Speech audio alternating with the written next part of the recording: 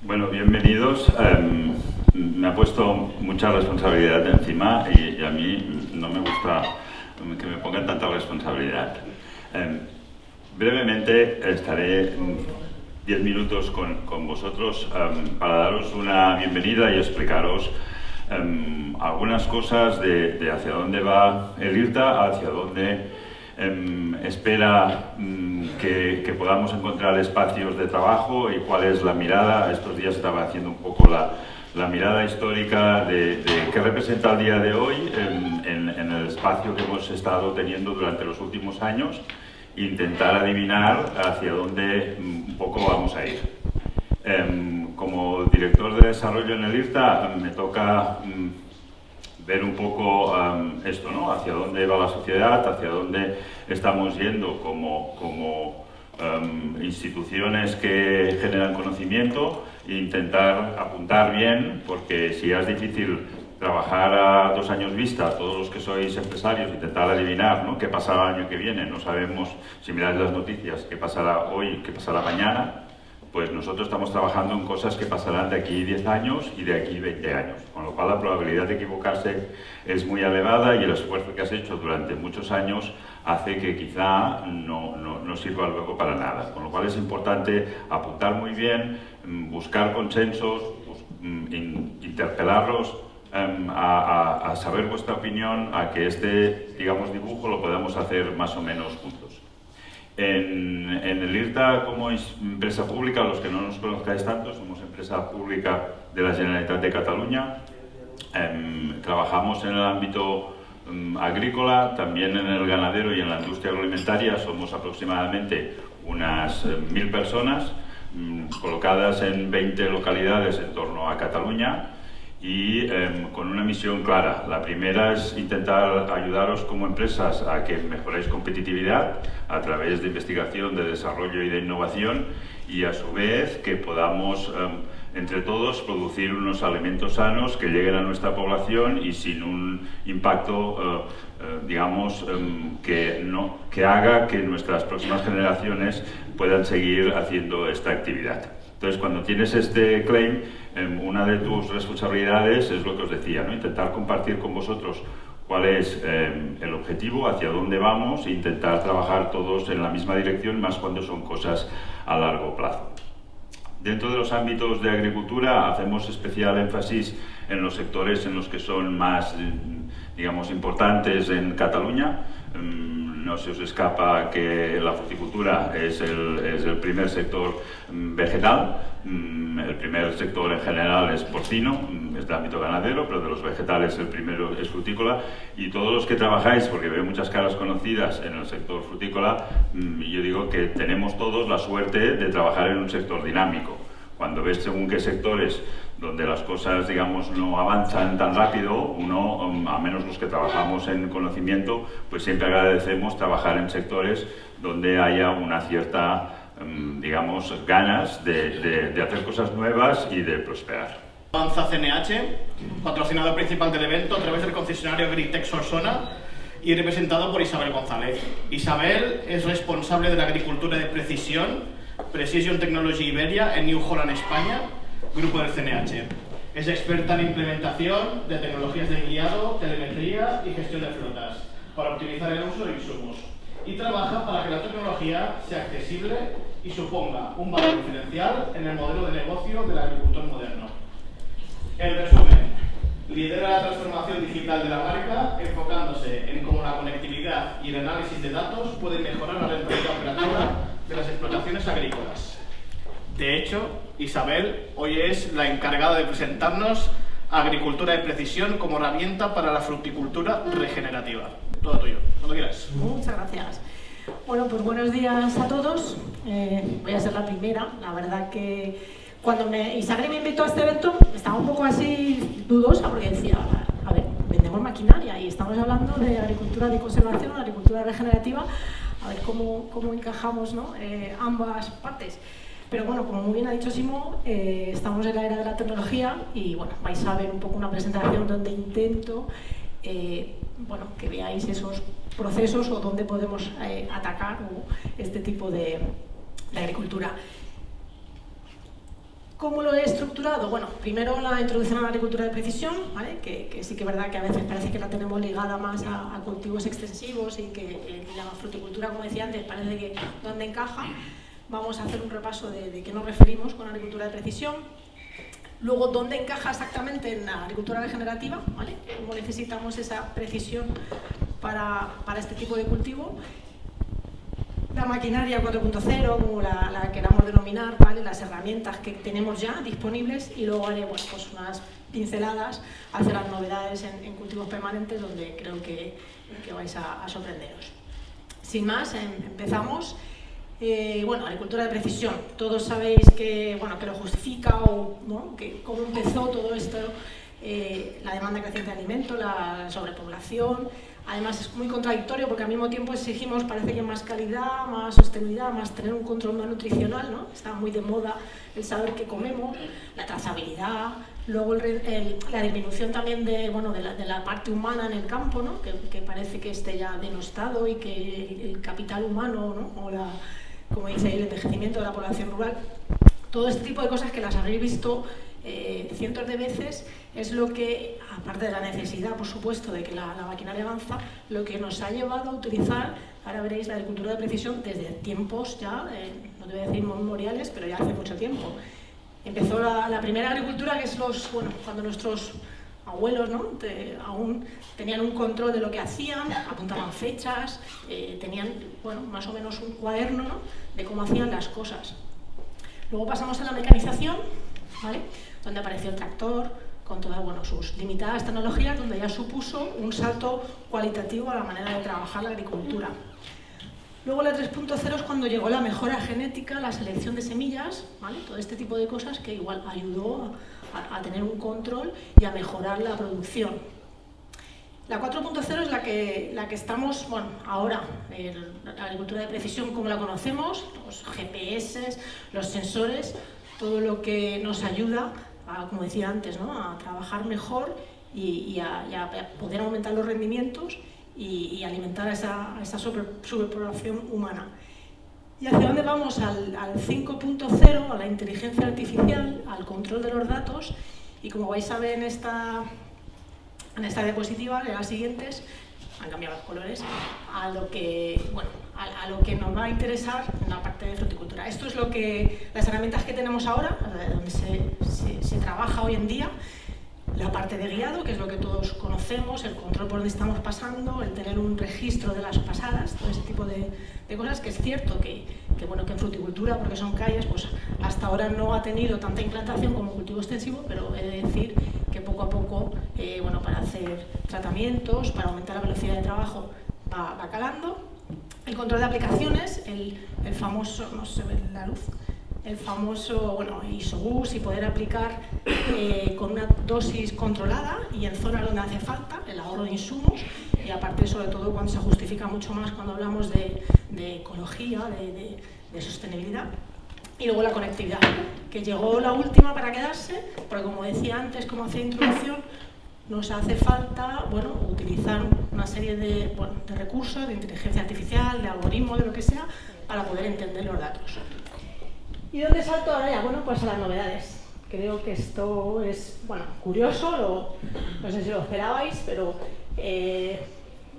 CNH, como grupo CNH, que sabéis que es uno de los mayores productores de maquinaria a nivel global, como New Holland, se está investigando mucho y poniendo en la parte, ¿no? Poniéndose en la parte del cliente, en los zapatos del cliente, del agricultor, y se está sacando producto, intentando llegar a maquinaria, precisamente que nos ayude a hacer esa conservación o poder trabajar de manera más sostenible. El año pasado en Agritécnica, en la feria de Hannover, donde siempre se lanzan cosas, se presentó este R4, no me lo he podido traer hoy aquí, pero es ya una realidad, ¿vale? Es un tractor eléctrico o híbrido, hay dos versiones, ahora lo vais a ver. La ventaja, no sé si se ve por la luz, la ventaja de este tipo de sistemas, aparte de que son perfectamente compatibles, la versatilidad que da, ¿vale? de poder utilizar lo que tenemos y al mismo tiempo ser sostenibles o cumplir con el requerimiento de que decíamos de conservación o de regeneramiento. ¿Qué ventajas o qué nos aporta este tipo de maquinaria nueva? Hemos disminuido el tiempo de intervención humana, ¿vale? Al final la mano de obra se reduce considerablemente, ¿vale? Está lleno de sensores, de LIDAR, además con una precisión milimétrica, como decía antes, he puesto centimétrica, pero que es un centímetro, pero bueno. O sea que la mano de obra para las tareas se reduce, ¿vale? Se controla bastante esa parte. El consumo de combustible, ¿vale? Disminuye hasta un 22% por hectárea, ¿vale? En el gasto de combustible. La solución es rentable porque hemos hecho cálculos que el retorno de inversión son 7 años y además se reduce un 20% el coste total, ¿no? Que supone de maquinaria. El TCO es el coste total de una inversión de maquinaria. Hay menos aplicaciones químicas, un 50% de consumo químico, ¿vale? Esa decisión también dependerá de lo que uno quiera echar, pero bueno, que se está equipado con todo tipo de tecnología de nuestra marca, nuestros ingenieros de Raven que están desarrollando aplicación variable súper precisa en este tipo de sistemas. Y luego, la huella de carbono, ¿vale? Que sea, por supuesto, al ser eléctrico híbrido, se reduce en un 90%. Sabéis que aparte de la sostenibilidad, del ahorro de insumos, etcétera, el nuevo requerimiento, no nueva moda, sino el nuevo requerimiento es también reducir la huella de carbono. Va a ser importante en lo que se vaya viendo de aquí a partir de ahora. Compartir con vosotros que me despertó la primera vez que oí este nombre, ¿no? Pensé, qué bonito, ¿no? Qué bonito, pero en realidad, tras este nombre tan chulo que tanto nos engancha, que es realmente la agricultura regenerativa.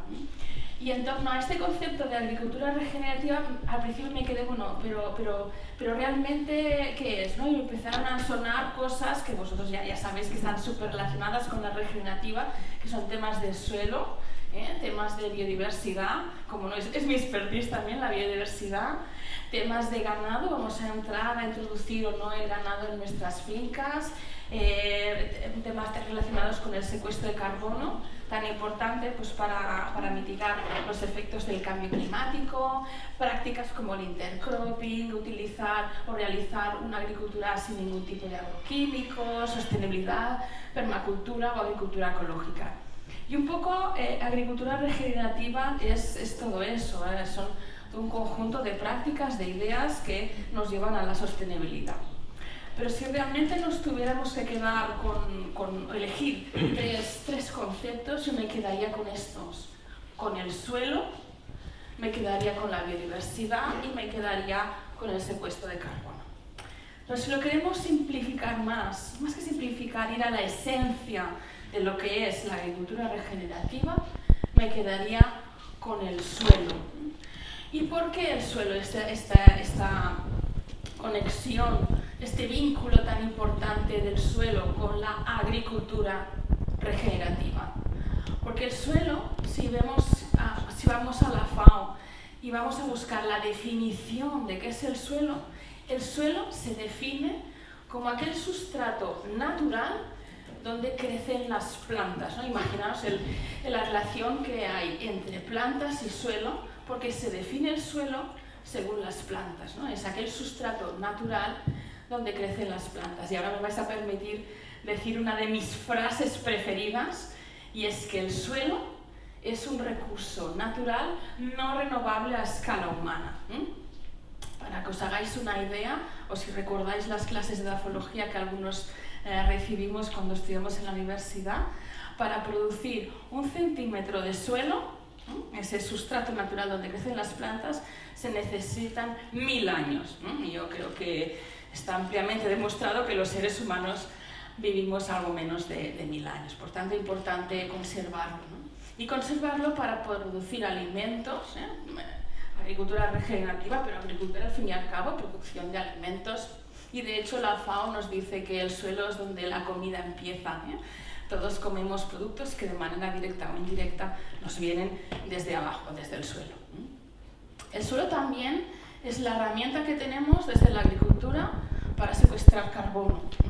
¿Cuántas actividades humanas son capaces de secuestrar carbono? Pues la agricultura. Punto. El resto de actividades que nosotros hacemos son emisoras de carbono. Turismo emite carbono. La industria emite carbono. Todas las actividades humanas que hacemos emiten carbono. La agricultura también, pero es la única con esa capacidad. Vamos a incrementar, pues, esa capacidad de nuestras explotaciones agrarias para poder secuestrar el máximo de carbono posible. Y obviamente el suelo es generador de biodiversidad.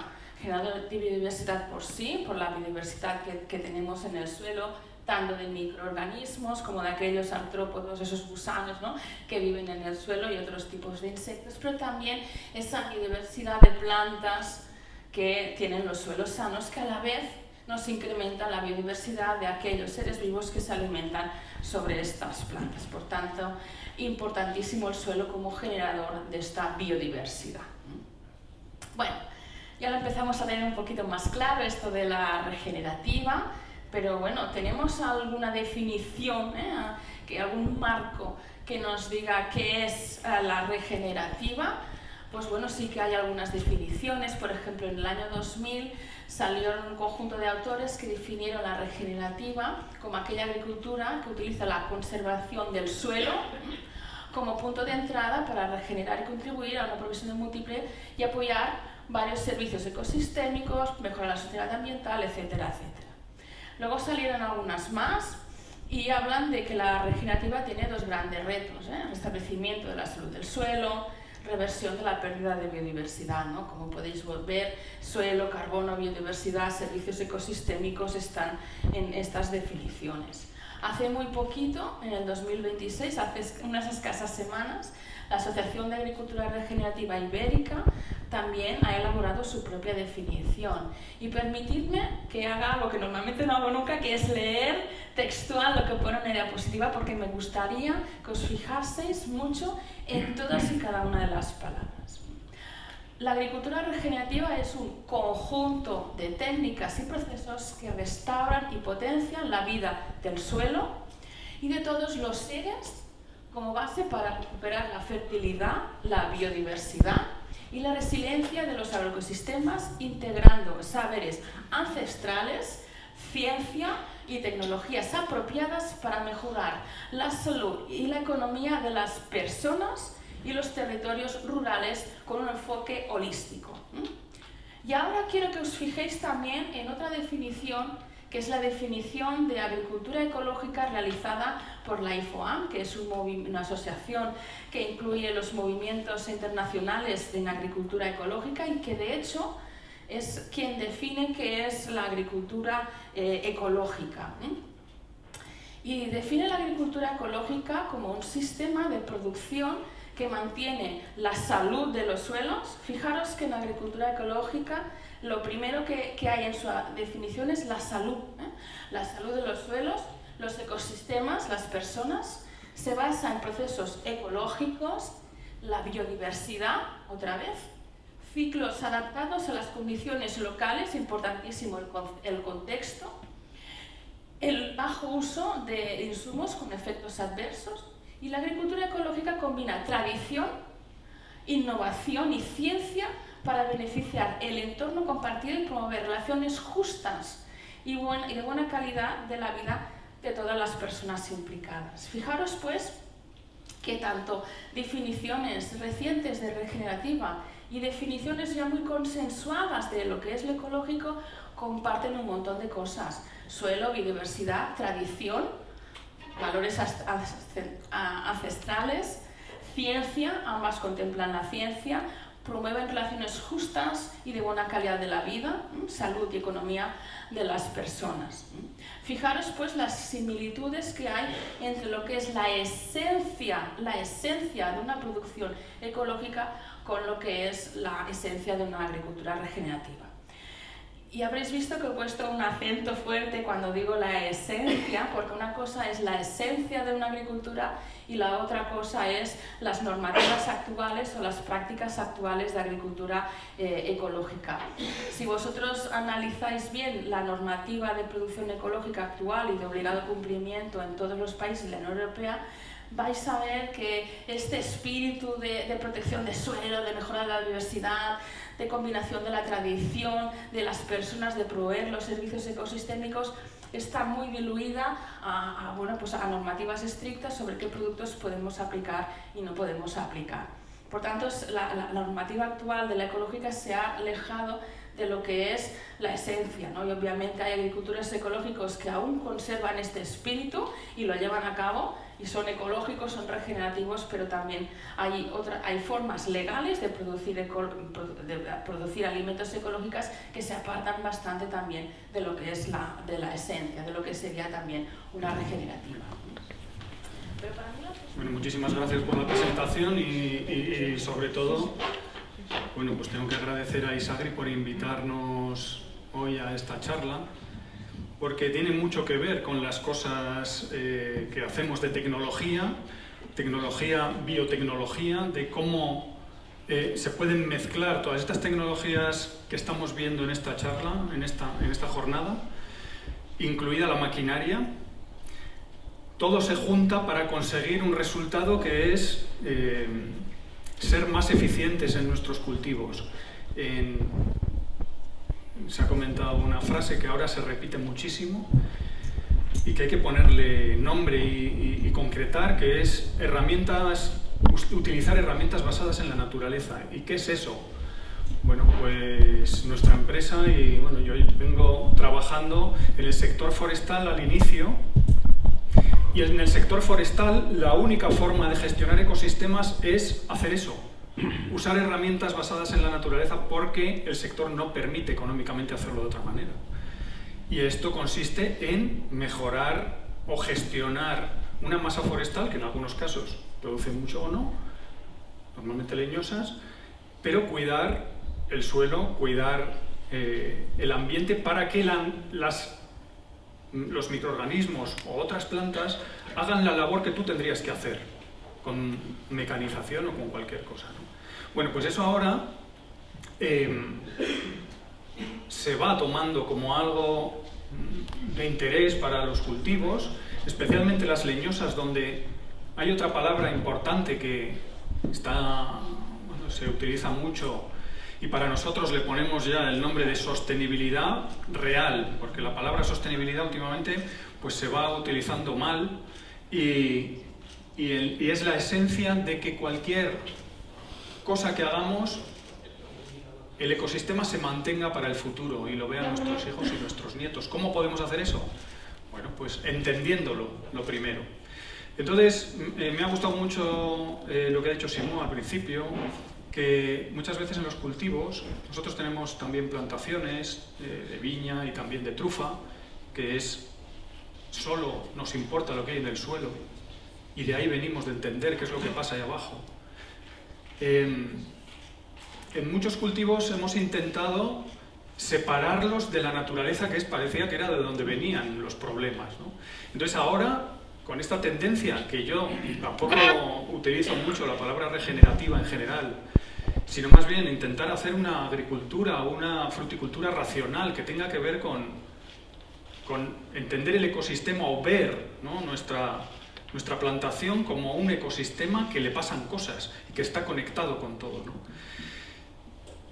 Y la esencia de que la cosa vaya bien está en cómo se nutren las plantas, y al final os pondré una diapositiva que, bueno, resume todo esto, pero que hoy en día se habla mucho del microbioma humano.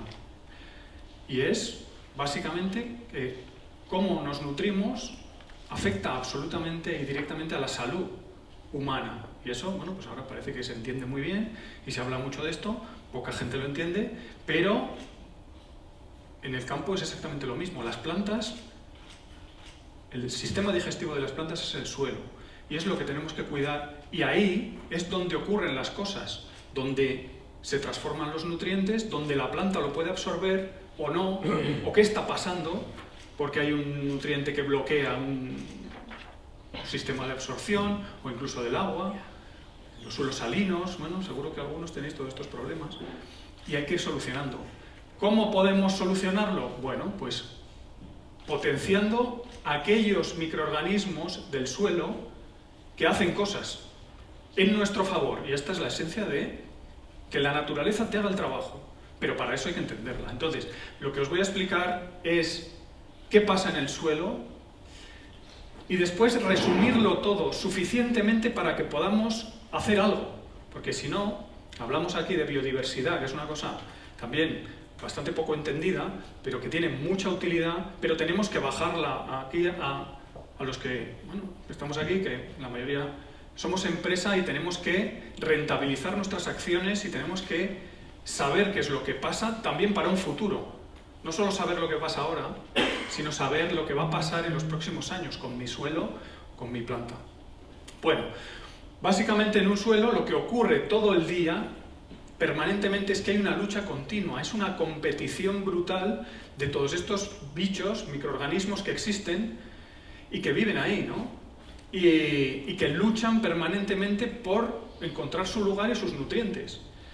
Y esto es muy importante porque hay algunos que tienen una forma de vida muy peculiar y que además hacen cosas en este sistema tan complejo que para vivir perjudican a unos a otros, ¿no?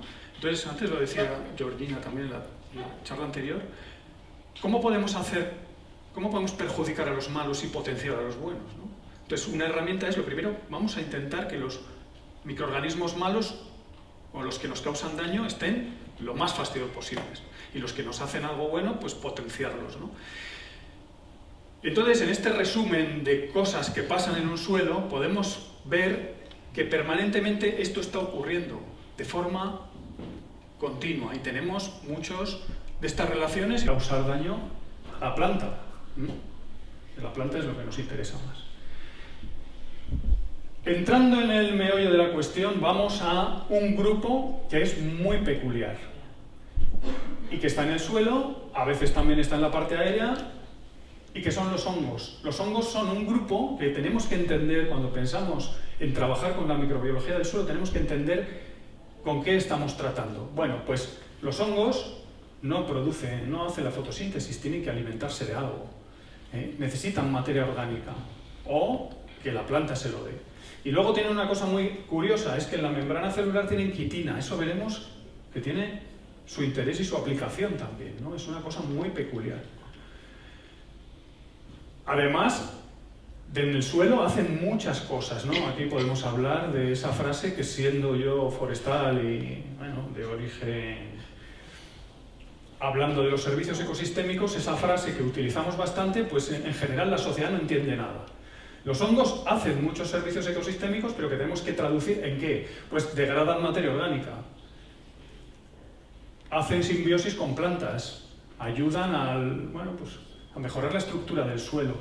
En la erosión, aunque parezca increíble, si tú tienes un suelo bien conservado y con gran cantidad de microorganismos y de hongos, esos pequeños filamentos atrapan partículas y es capaz de evitar la erosión aunque no estés viendo nada. No solo hace falta plantas en la superficie, sino que tener una buena diversidad de microorganismos, especialmente de hongos que hacen su extensión de las hifas, es fundamental. Bueno, ¿cómo viven los hongos? Pues solo viven de estas tres formas. Solo. Los saprófitos, bueno, pues los que degradan la materia orgánica. Tú le echas alimento, compost, y ellos crecen ahí. Los parásitos, bueno, pues ya sabemos, se alimentan de otro y nos causan daño. Y luego tenemos los simbiontes. Estos, dentro del grupo de los hongos beneficiosos, están estos, ahora los vamos a ver. Pero fijaros, dentro del mismo grupo tenemos los dos. Bueno, pues hay ejemplos en los que existen hongos que atacan hongos, como es el caso de las tricodermas, que veremos después. ¿Qué pasa con este grupo de los hongos micorrízicos? Que son los simbiontes, los que nos ayudan a hacer cosas. Bueno, pues fijaros lo que pasa. Esto es uno de los grupos de hongos que son más peculiares y que se puede trabajar con ellos. Y además vamos a ver al final que, como no podemos analizar todos los grupos de microorganismos, vamos a quedarnos con algunos de ellos que además son indicadores de una buena calidad del suelo. Esto lo hemos visto porque llevamos pues desde 2010 analizando suelos y viendo qué es lo que pasa en diferentes lugares con diferente gestión. Y hemos visto que en algunos casos con una un maltrato del suelo durante muchos años, como este trabajo que comentabais antes también, de meter el tractor, como haya una mala hierba en uno de las calles, pues ya se mete el tractor para quitarla. Bueno, pues eso durante años hace que haya uno o ningún hongo micorrífico. En cambio, si se mantiene ni siquiera con cubierta vegetal, pero teniendo en cuenta la humedad del suelo cuando se hacen las labores, intentar hacer una agricultura racional, pues se ve que los hongos micorríficos se recuperan y empiezan a activar el suelo. Bueno, pues ya sabemos, empezamos a saber algo. Este grupo es importante. Y además para la planta, ¿por qué? Pues fijaros lo que hace. Esto es una foto muy llamativa. El sistema radical de una planta llega hasta donde llega, pero cuando está asociado con un hongo micorrífico, la capacidad que tiene de absorción de nutrientes alrededor, y especialmente de agua, es enorme, se multiplica por cientos. Entonces, ¿cómo de importante es tener un suelo con gran cantidad de hongos micorríficos? Pues enorme.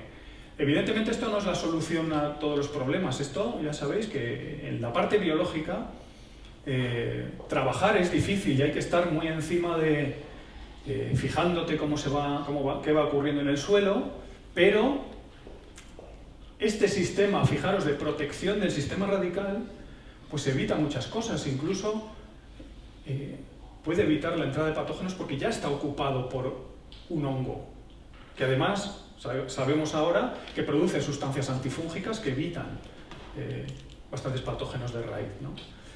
¿Y por qué es tan importante esto? Bueno, me gusta mucho poner esta diapositiva porque esto es ya como trascendental en el trabajo que tenemos todos aquí, ¿no? ¿Por qué nos hemos olvidado de los hongos micorríficos? Se sabe a día de hoy que la primera planta que pudo vivir fuera de un sistema acuoso se asoció a uno de los hongos que vosotros tenéis en los frutales, que era un protoglomus, y ahora se llaman glomus, del grupo de los hongos endomicorríficos. Está en la esencia de las plantas sobre la tierra, y a día de hoy ocurre esto. La mayor parte de las plantas tienen esto.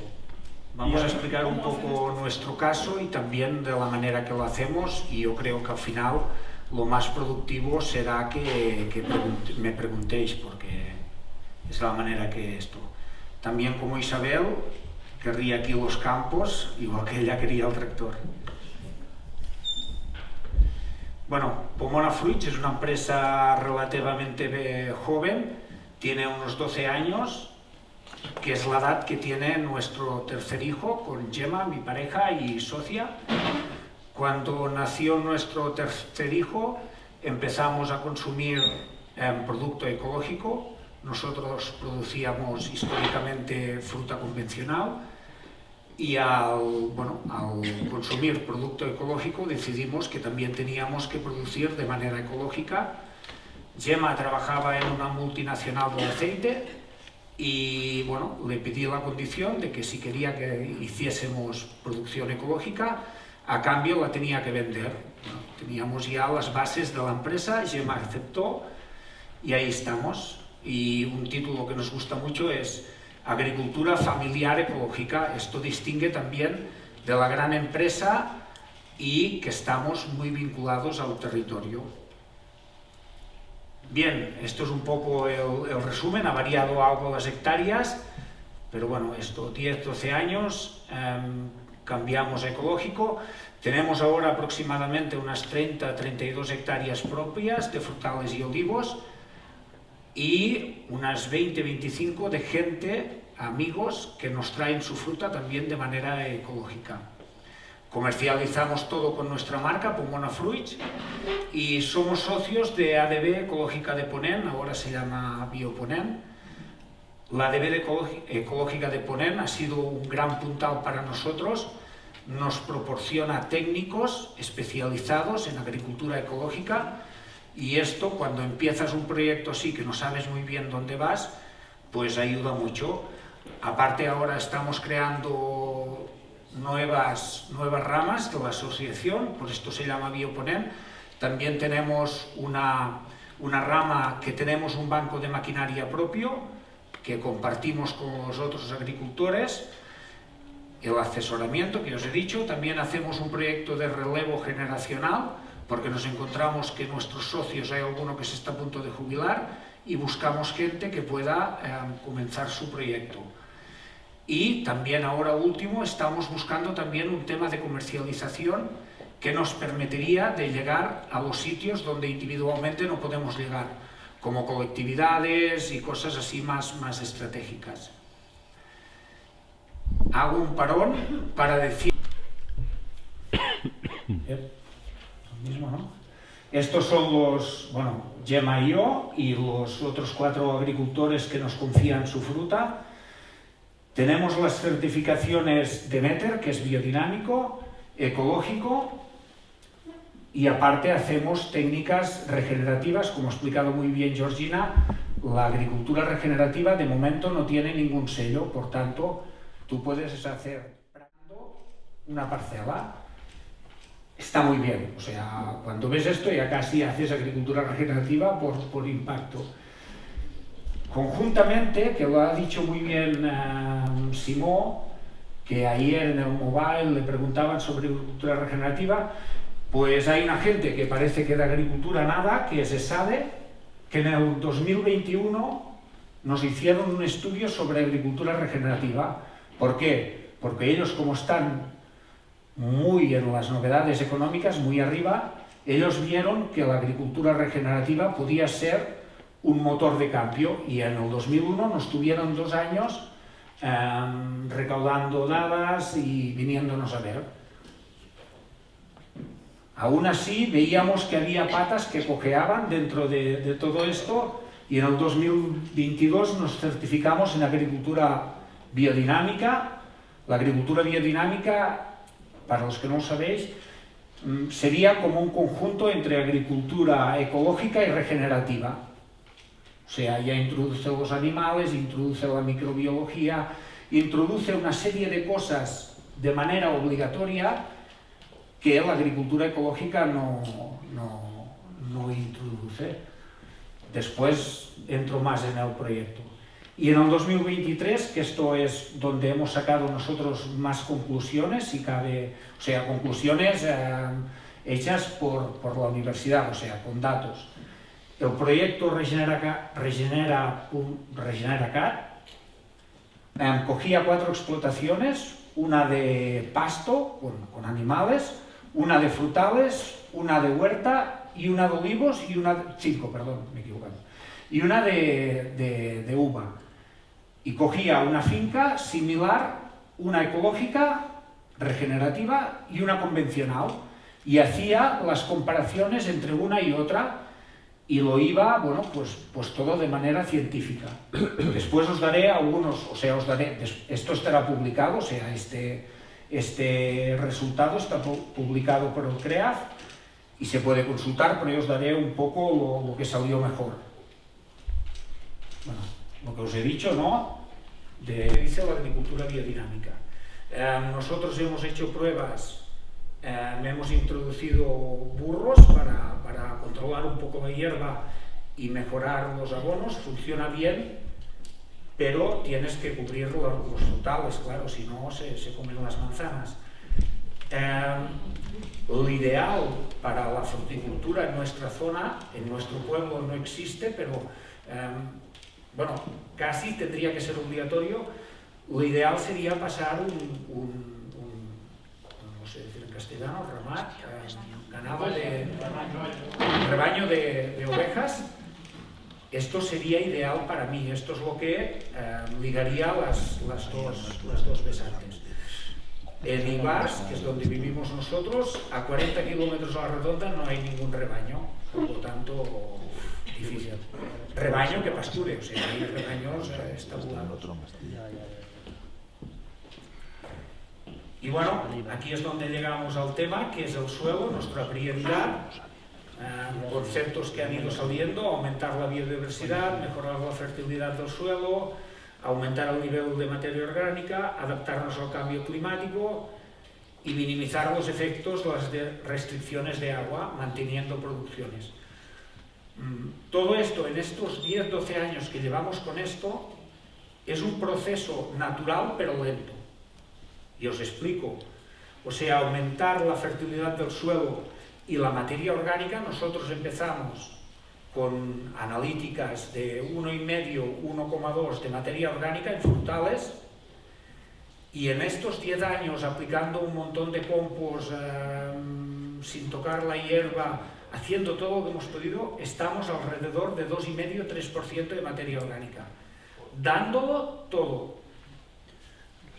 Claro, imaginaros esto en un campo de cereal de la Segarra o de l'Urgell,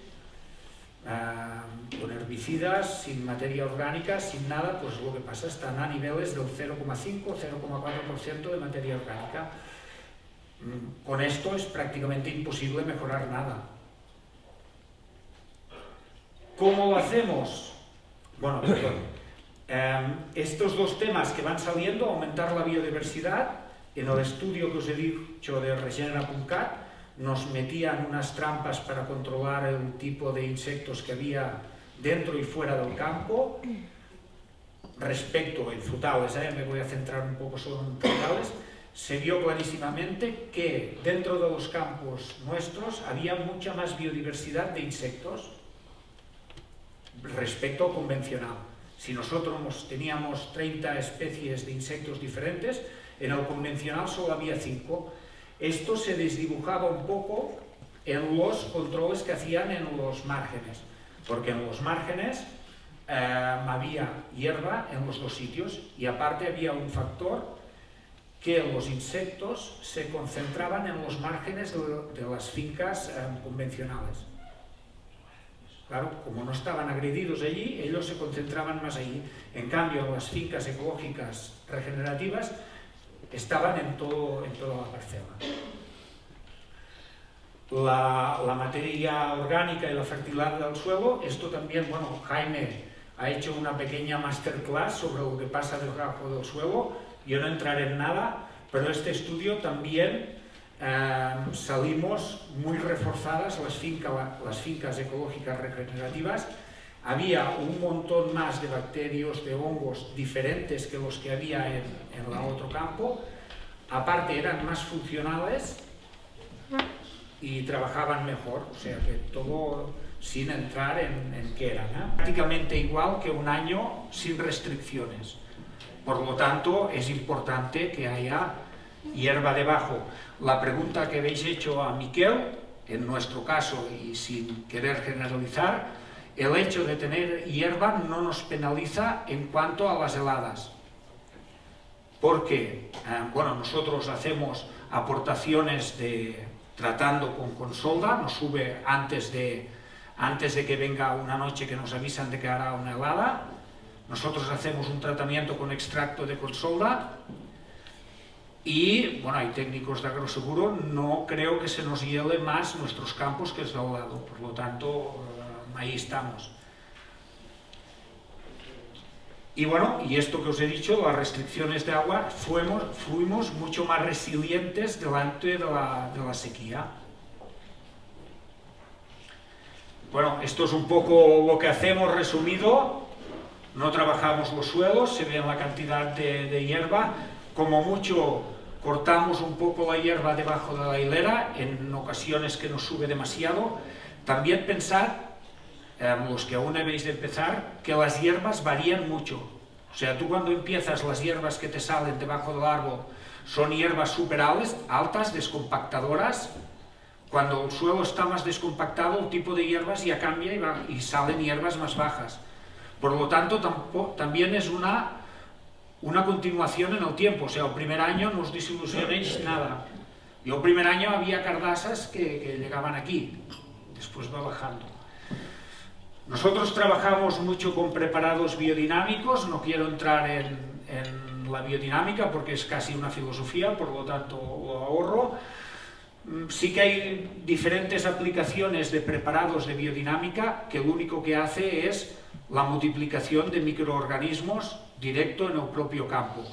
Lo que tenéis todos en la cabeza, que rellenamos cuernos de vaca, los enterramos, todo esto, al final metemos materia orgánica dentro de un cuerno que está lleno de microorganismos, lo enterramos y después lo aplicamos. Por lo tanto, un poco lo que hacemos es la multiplicación de microorganismos. También hemos escuchado, no sé si lo conocéis, a un crack de los productos que se llama Jairo Restrepo, viene de Sudamérica, muy revolucionario el tío y siempre anima que los agricultores produzcamos nuestros propios insumos. Es una faena porque no estamos preparados, pero sí que da muchas satisfacciones. Nosotros hacemos té de compost, hacemos purín de ortiga, hacemos decocción de cola de caballo y de consolda, valeriana, producimos nuestros ácidos fúlbicos, microorganismos, los multiplicamos nosotros, microorganismos de bosque, con boca pequeña porque no se puede hacer, y hacemos aminoácidos con lana de oveja, que es un residuo que muchos granjeros tienen, y nosotros producimos nuestros aminoácidos. Aplicamos compuesto, nosotros en biodinámica aplicamos compuesto de ternero, está compostándose durante un año y aparte le aplicamos los preparados biodinámicos. Es un compost, bueno, entendemos que muy bueno, lleno de microbiología, lleno de materia orgánica. Aparte los restos de poda y también los restos de poda de los pueblos de la Buera, del lado que nos lo dan. Bueno, y en cuanto a biodiversidad, durante la floración pues hablamos con apicultores, nos dejan sus cajas de abejas, sus colmenas. Nos gusta trabajar mucho con esto. Después también hacemos un win-win con los apicultores. Ellos cuando se van nos dejan un poco de nuestra miel y la podemos dar o aumentar la biodiversidad. ¿Qué hemos ido viendo con el tiempo? Que cuando tú dejas de intervenir en los márgenes, los dejas tal como están, ellos mismos se autorregulan y también salen muchas flores autóctonas que nos ayudan a polinizar y no hace falta la faena de estar plantando y sembrando siempre a los lados. Esto mismo, nosotros cuando plantamos una finca normalmente sembramos mezclas de semillas que creemos que nos pueden ayudar, descompactadores con flores, un mix, y a medida que se van perdiendo ya no plantamos más porque pensamos que una intervención después sobre el suelo siempre es peor que lo que sale de manera natural. Aumentamos la población de osmias. Osmias es una abeja solitaria, las que la conocéis. Una osmia trabaja 10 veces más que una abeja de miel, o sea, son súper peludas, no tienen frío, no les da miedo el viento, están mucho. Con la ADB estamos con un proyecto de multiplicar las abejas.